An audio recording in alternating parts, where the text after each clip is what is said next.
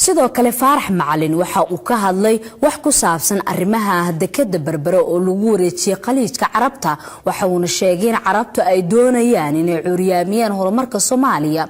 isagoo xusin hadii ay u suura gasho inay dekada Berbera toos u la wareegaan ay taasi ka dhigan tahay inay hoos u dhigaan horumarka dalka daba karo iyaga kula dagaalamay waxa wadamaha مثلا khaliijka oo laba shay ka cabsanayaan mid waxay ka cabsanayaan heebta bariga oo Soomaaliya in dekada laga hagaajiyo marka dib ay ku guday ma jirto wali faanti Soomaaliya free ports laga hagaajiyo ila Soomaaliya wadnaha adduunka ku taala hadii free port laga hagaajiyo raas xafuun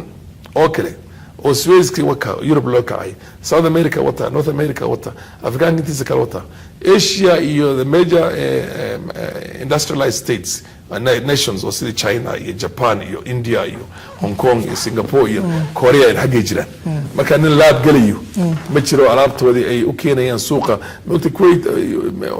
مثلا Dubai oo kale waa suuq caalami marka ninka suuqa caalamiga muddo dheer ku galay inuu gaaro haduu ka heli karo meel nabad ah